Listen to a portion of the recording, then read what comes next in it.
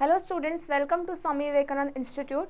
So today in this session we are going to discuss about control in money management. इससे पहले वाले session में हमने money management के बारे में डिस्कस किया था, तो मनी मैनेजमेंट के बारे में डिस्कस किया था एंड उसमें हमने टाइप्स ऑफ इनकम के बारे में पढ़ा था, जहाँ से क्वेश्चन आते हैं। मैंने आपको बताया था टाइप्स ऑफ इनकम में से कहाँ से क्वेश्चन आते हैं, आपको एग्जाम्पल में से पूछ लिया जाता है। ठीक है, जैसे आपके पास यहाँ पर हमने डायरेक्ट इनकम के बारे में पढ़ा था, इनडायरेक्ट इनकम के बारे में पढ़ा था। ये दोनों किसका पार्ट थे? These two are the part of real income. उसके बाद हमने यहाँ पर साइकिक इनकम के बारे में पढ़ा था, विच इज सेटिस्फैक्शन इनकम। ठीक है, तो ये सभी इनकम के बारे में हमने ऑलरेडी डिस्कस किया था। मैंने आपको बताया था एग्जाम में से कहाँ से कैसे क्वेश्चन पूछा जाता है, इनके एग्जाम्पल्स में से आपसे जनरली क्वेश्चन पूछा जाता है। तो अब हम इस सेशन में पढ़ेंगे कि हम मनी मैनेजमेंट को कंट्रोल कैसे कर सकते हैं, मतलब हम अपने जो मनी है उसको कैसे मैनेज कर सकते हैं, कैसे कंट्रोल कर सकते हैं। तो यहाँ पर सबसे पहले हमें क्या करना है, जब हम प्लानिंग करते हैं, ठीक है, after planning controlling is the next step in the money management. कल हमने जब डिस्कस किया था मनी मैनेजमेंट के बारे में, तो यहाँ पर हमने सबसे पहले जब हमने बजट पढ़ा था, तो सबसे पहले हमने क्या प्रोसेस पढ़ी थी यहाँ पर? प्लानिंग, राइट, कि सबसे पहले हम क्या करते हैं? प्लानिंग करते हैं अपने मनी को कंट्रोल करने के लिए। तो सबसे पहले हमने यहाँ पे कल प्लानिंग पढ़ा था। अब प्लानिंग के बाद क्या होता है? प्लानिंग के बाद कंट्रोलिंग होता है कि हम कैसे अपने मनी को कैसे मैनेज कर सकते हैं, कैसे कंट्रोल कर सकते हैं। तो controlling is the second step after planning. तो यहाँ पर हम कंट्रोल कैसे करते हैं? दो तरीके से कर सकते हैं। Control in the money management is usually of two types. First is checking to see how well the plan is progressing and adjusting wherever necessary। सबसे पहले हम क्या कर रहे हैं, जब मनी की कंट्रोलिंग की प्लानिंग करते हैं, after planning controlling is the second step. तो जब हम कंट्रोलिंग कर रहे हैं तो उसमें क्या देख रहे हैं? सबसे पहले हम देखते हैं कि हमारा जो प्लान है, हमने जो प्लान करा है वो हमारे उसमें प्लान में जो मतलब हमने बजट बनाया है वो हमारे प्लान में सेट हो पा रहा है कि नहीं हो पा रहा है।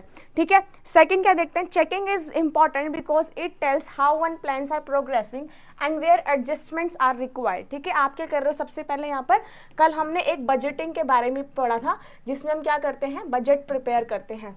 तो जब हम बजट प्रिपेयर करते हैं, बजट प्रिपेयर में हम क्या करते हैं? इस बजट को हमें प्लान करके कंट्रोल भी करना होता है। ठीक है, तो कंट्रोलिंग में क्या है? हम ये चेक करते हैं कि जो हमारा प्लान है हम उसी के अकॉर्डिंग चल रहे हैं कि उसी के अकॉर्डिंग नहीं चल रहे हैं।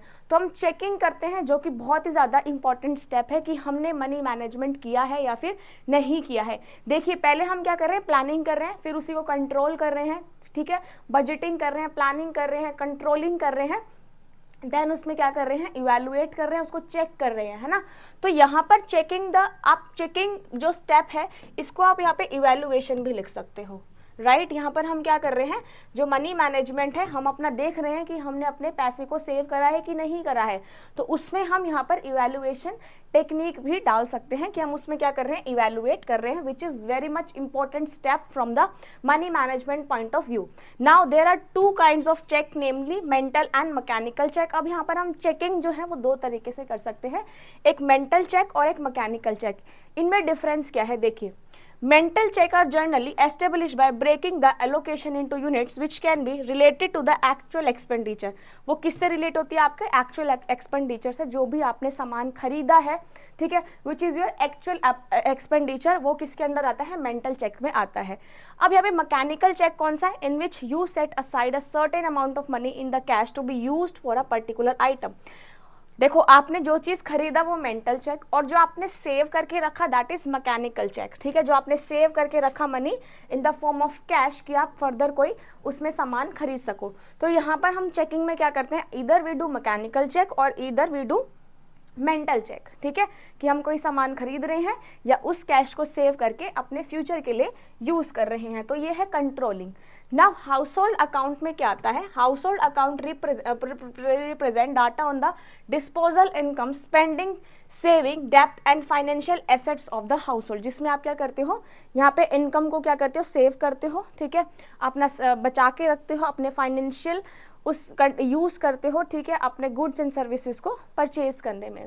Household may be a person who makes provision for his or her own food and other essentials for living, may be the small group of people who share the same living accommodation, pool some or all of their income and wealth and consume certain type of goods and services collectively, mainly housing and food. तो household यहाँ पे person कौन सा हुआ, जो कि पूरा घर को संभालता है। जब तुम एक साथ इकट्ठे होके एक फैमिली में रहते हो जहाँ पर you share each and everything like accommodation, food, shelter, services, ये सब किस में आता है, हाउसहोल्ड अकाउंट में आता है।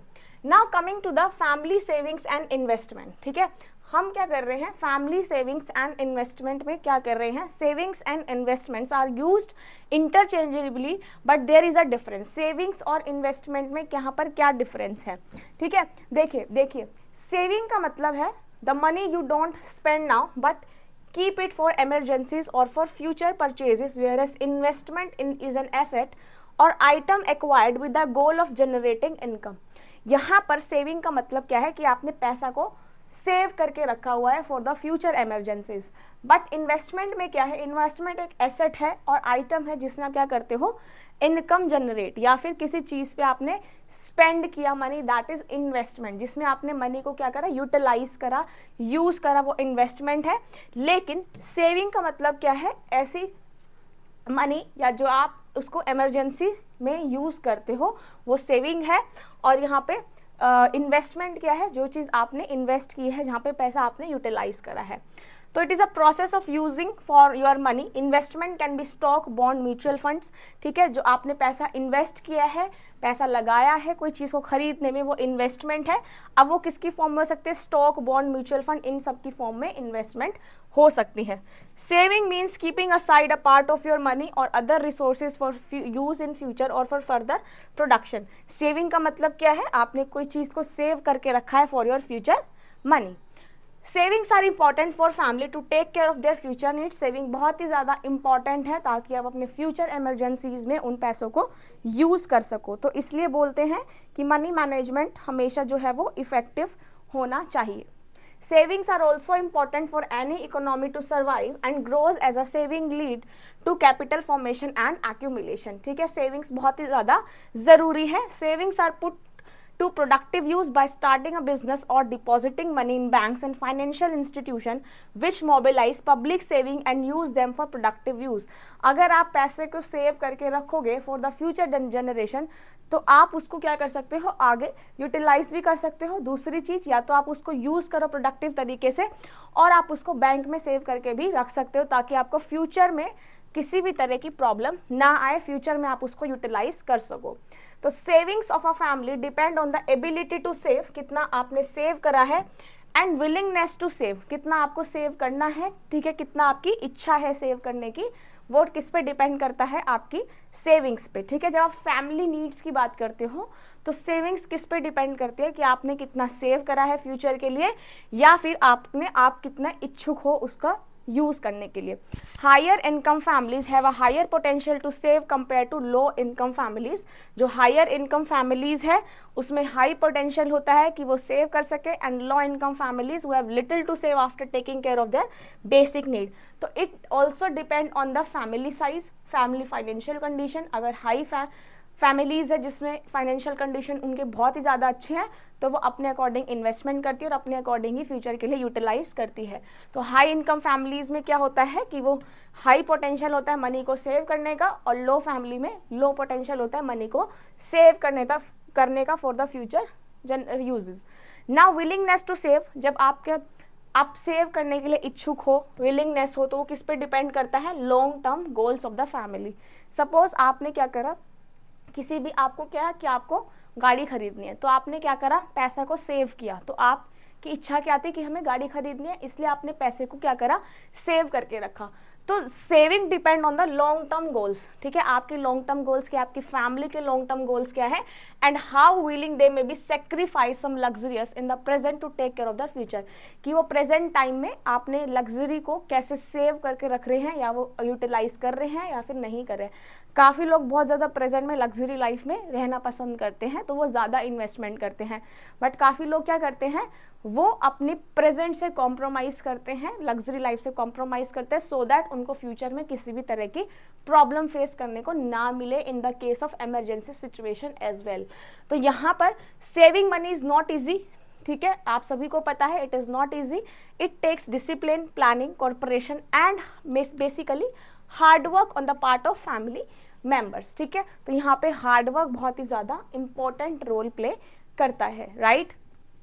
Now coming to the next, but saving money is very important for family security and happiness. Savings have meaning only when the purpose is well planned, ठीक है। सेविंग कब होगा, जब आपका पर्पस वेल प्लान्ड होगा, या फिर आपके क्या होंगे यहाँ पे अगेन लॉन्ग टर्म गोल्स, ठीक है, आपके लॉन्ग टर्म गोल्स आएंगे इसमें, या आपने कोई चीज़ बहुत वेल प्लान करी है and understood by all family members and the money wisely invested for the future use. Now investment implies using money for further production. If savings are put under the folds of a sari or kept hidden in a pitcher, it is not going to result in investment, ठीक है। ये investment नहीं है। Investment क्या है, आपने क्या करा, किसी भी चीज़ पे आपने इन्वेस्ट किया, ठीक है, मनी लगाया। So saving has to be put productive use in the economic sense to result in investment. ना इन्वेस्टमेंट में दो तरह के एसेट्स आते हैं, ठीक है। अब इसमें 2 टाइप्स के एसेट्स आते हैं। सबसे पहला आता है फिजिकल एसेट और दूसरा आता है फाइनेंशियल एसेट, ठीक है। अब यहाँ पर फिजिकल और फाइनेंशियल एसेट में क्या आता है, फाइनेंशियल एसेट्स में आप कैसे सेविंग करते हो, it means money put into the bank account, post office, ठीक है। आपने अगर फाइनेंशियल एसेट्स में सेविंग करी है तो वो सेविंग कहाँ जाती है, बैंक अकाउंट में, ठीक है, पोस्ट ऑफिस और financial credit societies, in share securities, insurance policies etcetera. तो ये सेविंग्स कहाँ है आपकी, फाइनेंशियल एसेट्स में आती है। The financial assets provide financial security. ये क्या प्रोवाइड करता है, financial asset financial security provide करता है to the family and are productive in the economic terms. Exam से जो क्वेश्चन आता है वह मैं आपको फिर बता देती हूँ, वो आता है टाइप्स ऑफ इनकम से, ठीक है, और आपका फाइनेंशियल एसेट से। जो मैं आपको ये एसेट्स पढ़ा रही हूँ यहाँ से भी क्वेश्चन एग्जाम में आते हैं। तो टाइप्स ऑफ इनकम ध्यान से पढ़ना है आप सभी को, एंड एसेट्स पढ़ने हैं, ठीक है। नेक्स्ट यहाँ पे एसेट आता है फिजिकल एसेट्स का, ठीक है। आपका फाइनेंशियल एसेट्स में आपने क्या करा, मनी को सेव करके रखा बैंक में, पोस्ट ऑफिस में, इंश्योरेंस पॉलिसीज में, म्यूचुअल फंड्स में इन्वेस्ट, तो ये सारा आता है फिजिकल आपका एसेट में। Now coming to the financial में। Now coming to the physical assets. Physical assets का मतलब क्या है, using your saving to purchase land, property, house, gold. आपने क्या करा, जो आपने मनी इन्वेस्ट किया है वो किस में करा है, आपने क्या खरीदा, लैंड खरीद ली, प्रॉपर्टी ले ली, घर ले लिया, गोल्ड खरीद लिया, तो ये सारा किस में आता है, फिजिकल एसेट्स में। मतलब आपने कैसे सेविंग करी है पैसों की, या फिर कैसे इन्वेस्टमेंट करी है, आपने किस चीज़ पे इन्वेस्ट करा है, लैंड खरीदने में, प्रॉपर्टी, हाउस, गोल्ड एक्सेट्रा, ठीक है। ये सब किस में आता है, saving in the physical asset. Such a kind of investment is not productive in the economic sense of the term and does not result in capital formation. However, it usually has a long term positive return. जैसे आपने घर खरीदा तो वो आपका क्या था, देखिए घर है, प्रॉपर्टी है, हाउस है, गोल्ड है, ये सब किस में आता है आपका, ये क्या आपका लॉन्ग टर्म गोल है, ठीक है, जिसमें आपके पास क्या है, पॉजिटिव रिटर्न आता है, ठीक है, पॉजिटिव रिटर्न्स आता है। तो ये क्या है, फिजिकल एसेट का पार्ट है। The investment is the commitment of the money that have been saved by deferring consumption and purchasing an asset, either real or financial, with the expectation that it could yield some positive future returns। जब आप investment करते हो physical assets में तो आप क्या सोचते हो कि हमें फ्यूचर में क्या मिलेगा, इन रिटर्न कुछ ना कुछ तो मिलेगा, इसलिए आप यहाँ पे क्या करते हो, इन्वेस्टमेंट करते हो in the physical assets, right. तो फाइनेंशियल एसेट, फिजिकल एसेट, ये दो पार्ट थे एसेट्स के। Now principle of sound investment, ठीक है, जब आप इन्वेस्टमेंट कर रहे हो तो उसके सिद्धांत क्या है, first safety to the principal amount, ठीक है, मतलब it means the principal has to be safe if it is to earn interest or dividends. The safety can be assured by earning securities in both government and private sector। मतलब जो आपकी income है, income is the principal amount, उसको आपको कैसे save करना है, ठीक है। तो आपको अगेन क्या करना है, यहाँ पर प्लानिंग करनी है, ठीक है, कंट्रोलिंग करनी है, मनी मैनेजमेंट, बजट्स वगैरह बनाने, तो वो सारा किस में आता है, प्रिंसिपल अमाउंट में आता है।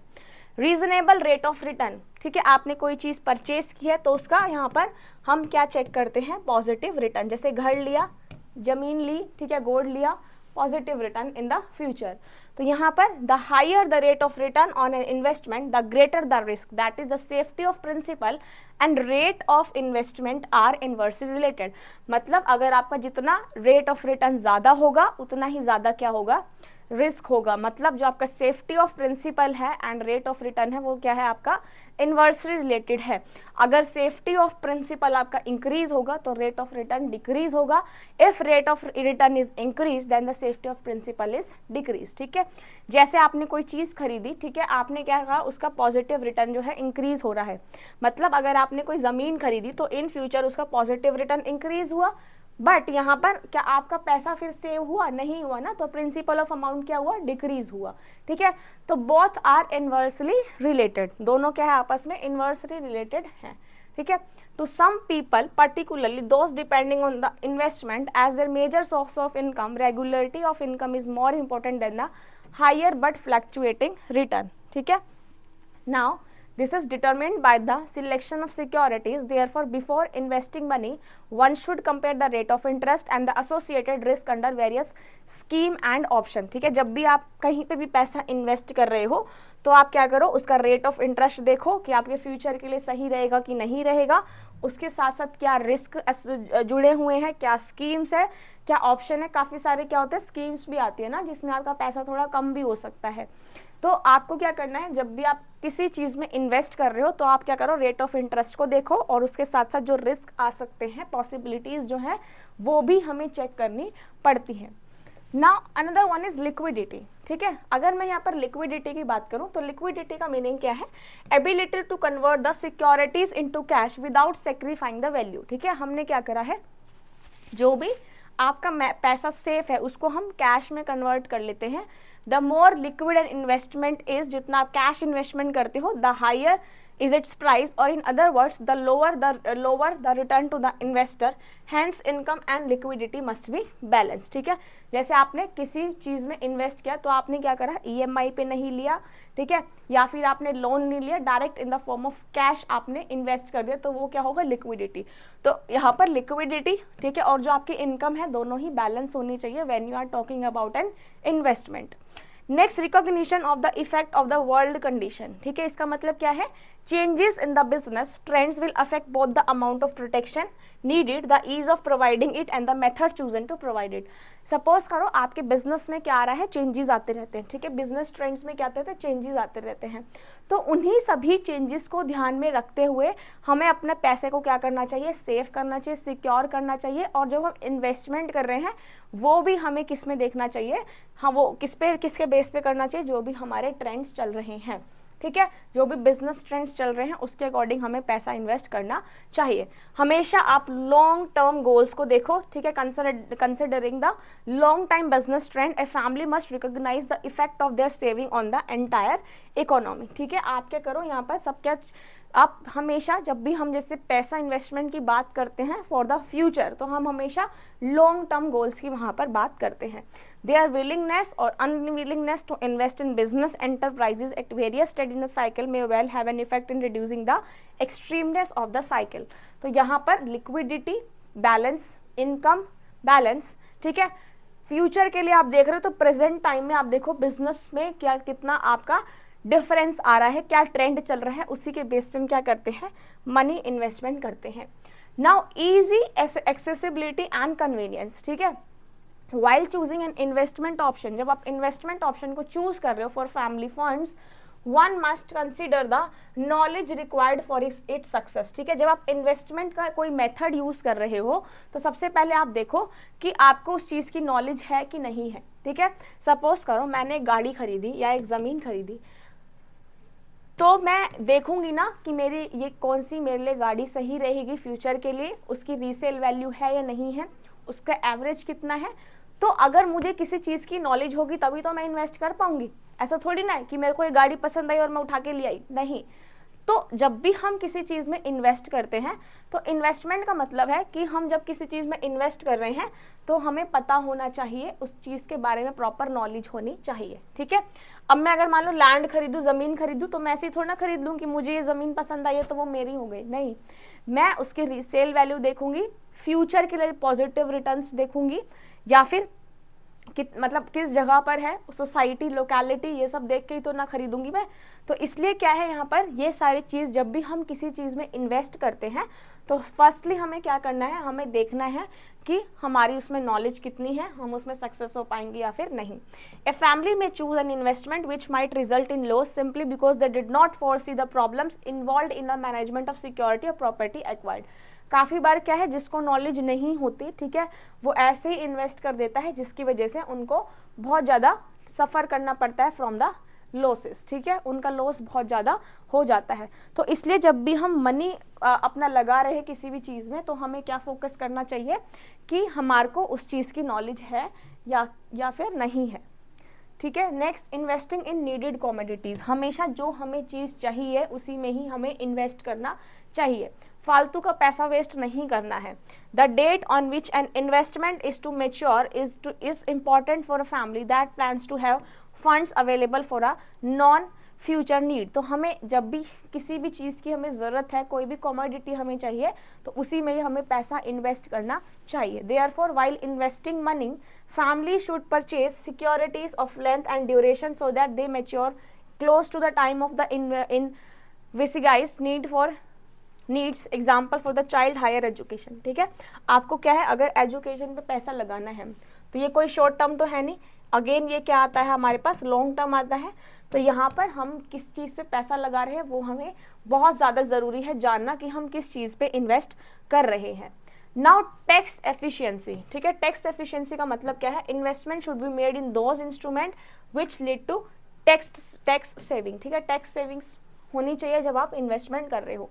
ए number of provision in the income tax act can be use to save tax, आप टैक्स को सेव कर सकते हो, ठीक है।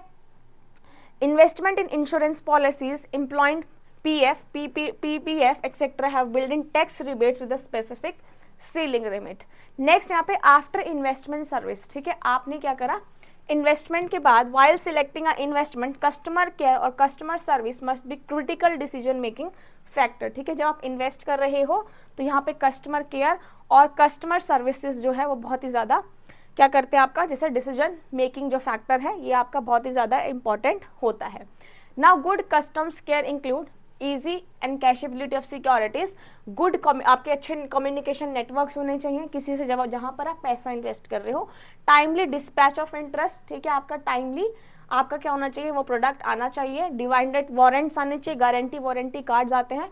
Timely disbursal of the due amount after completion of investment period, keeping the customer posted about changes in the policies, interest rate etcetera, ठीक है।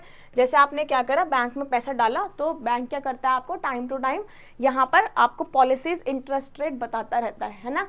तो ऐसे क्या है, जब भी हम किसी चीज़ में इन्वेस्ट कर रहे हैं तो हमें टाइम टू टाइम सब चीज़ों के बारे में पता होना चाहिए, हमारा अच्छा कम्युनिकेशन नेटवर्क होना चाहिए, हमें टाइम टू टाइम इन्फॉर्मेशन मिलती रहनी चाहिए, ठीक है। कस्टमर को क्या करना है, टाइम टू टाइम पोस्ट करते रहना है अबाउट द पॉलिसीज और जो भी यहाँ पे नए नए चेंजेस आए हैं।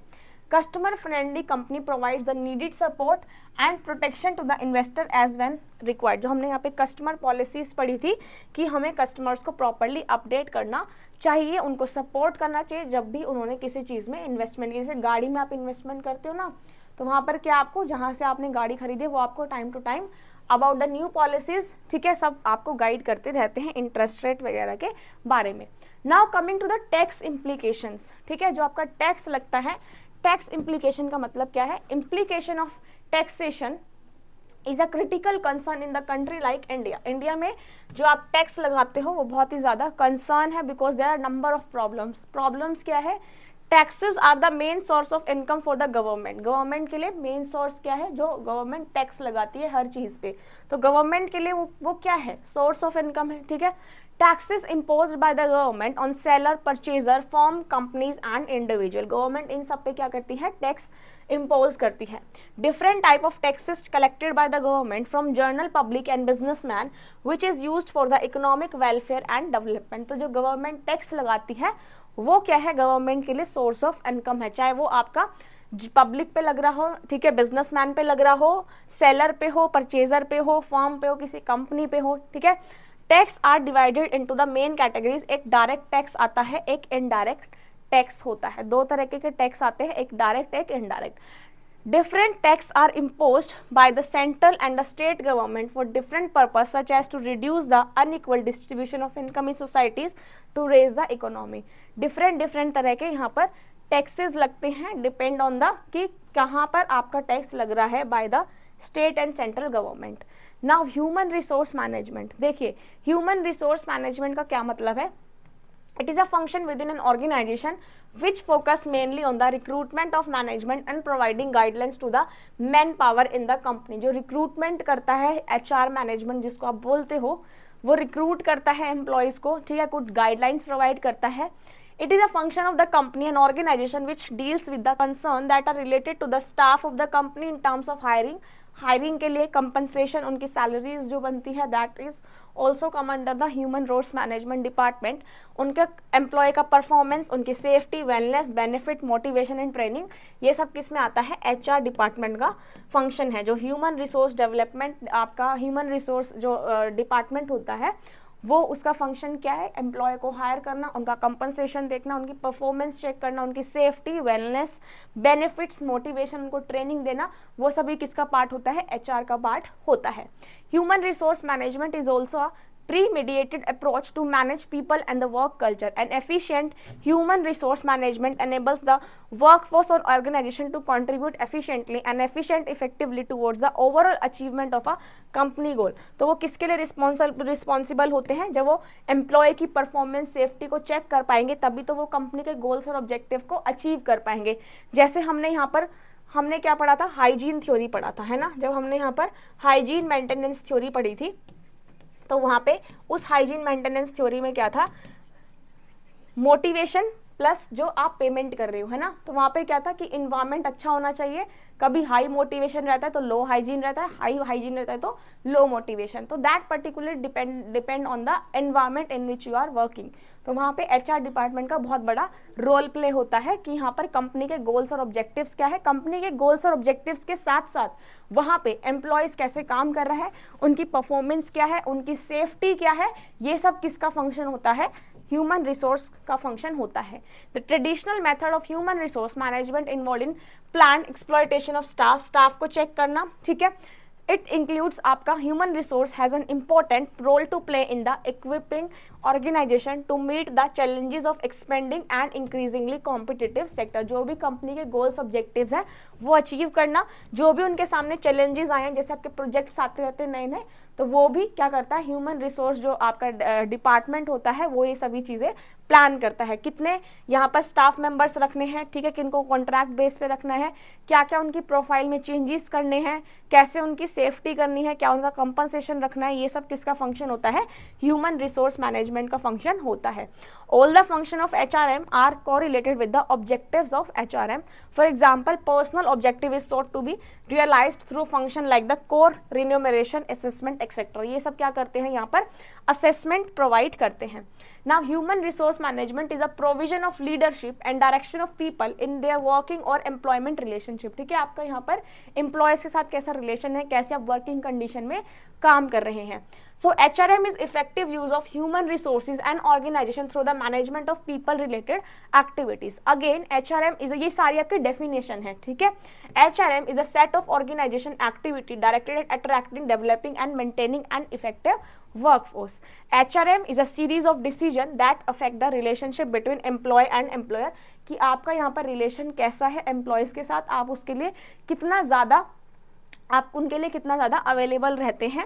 HRM is the activity of managing a company employ, for example by employing new workers, training them, managing their employment records and helping them with the problem. Suppose करो आपने किसी नए एम्प्लॉय को हायर करा है, तो आप उसका रिन्यूमरेशन कैसे कर रहे हो, उनका कैसे ध्यान रख रहे हो, उनकी सेफ्टी पर्पस क्या है, ठीक है.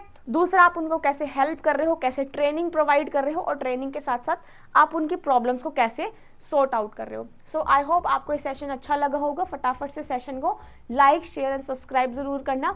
यहाँ से क्वेश्चन मैंने आपको बता दिया है मनी मैनेजमेंट में कहाँ से आता है. अब इसके बाद हम आगे आने वाले सेशन में HRM के बारे में डिस्कस करेंगे. So thank you so much, bye and take care everyone.